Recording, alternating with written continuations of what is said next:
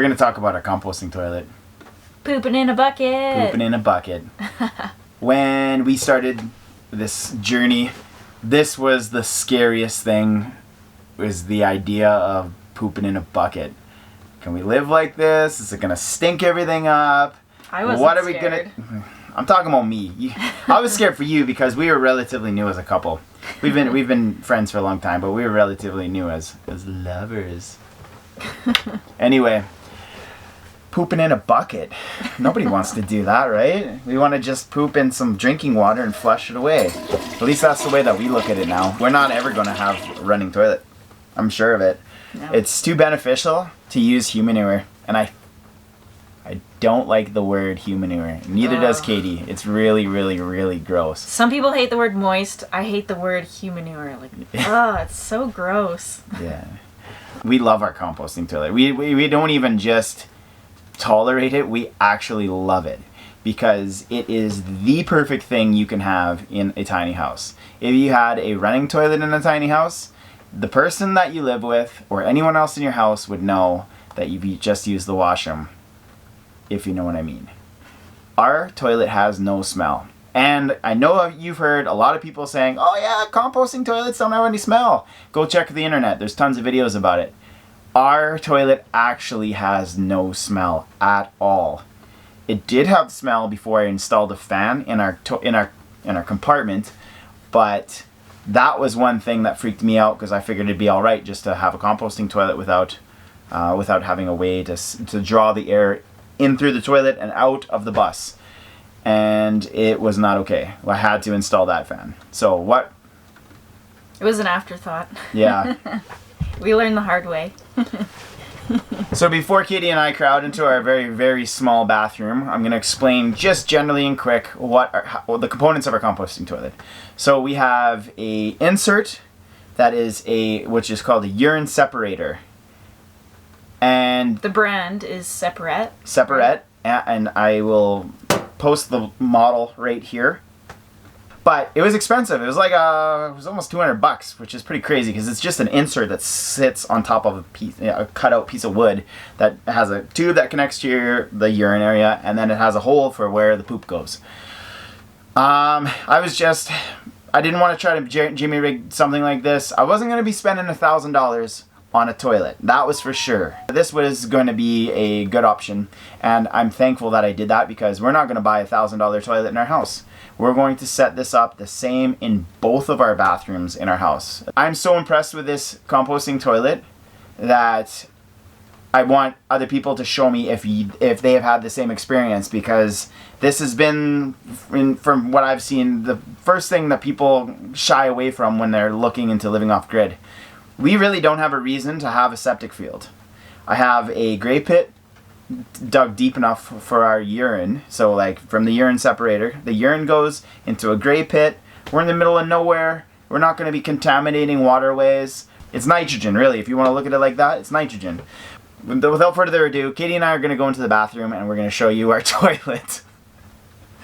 Pooping in a bucket. Wait, let's show them the book before we go. So this is the book where we learned all about composting with humanure. Ugh. Poop. Goes over all of the different ways that you can compost your own waste, and actually turned it into completely usable compost within a few months, which is what we're doing. Our compost is always thermophilic, and you'll learn about that if you read this book. Okay, we forgot to mention one thing.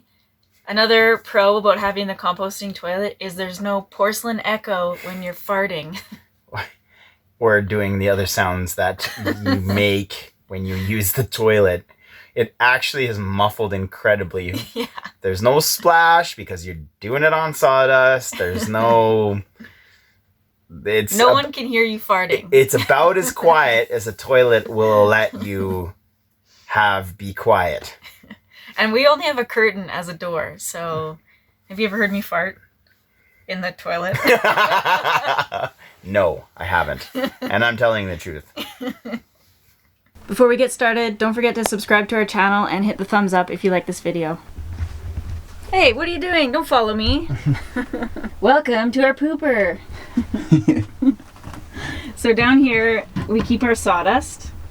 We've got a little scoop, leftover yogurt. And we also keep toilet paper down there, the extras. And then moving up here, we have the toilet seat. So if you open it, this is the urine separator that we mentioned before, the separate. You can see there is a spot where you pee and a spot where you poop. It's pretty good, you know, to avoid smell with the compost, you want to separate the two. Being a woman where your stuff's pretty close together, it's kind of awkward, not gonna lie. But You've been doing wonderful. Yeah, I'd rather deal with that than smell an outhouse in our home. Yes. So it's the price I'm willing to pay. Yeah. Over here I've got some vinegar water that I spray in the pee area just so it's clean. We're not flushing it down with water, so.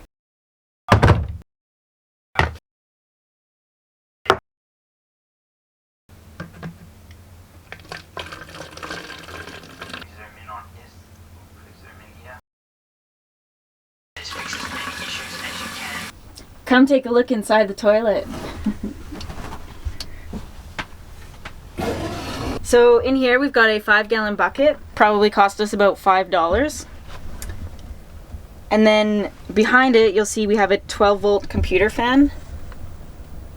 And that is, we have it on a switch, but it's constantly running because it doesn't really use much power at all. So, you know, why not just have it constantly pulling that air out? And then we also have our batteries on the other side of that back wall. So it's also ventilating the batteries, which is another bonus. It's one of the reasons why we run it full time. And then here we've got the black hose that takes the urine out of the bus.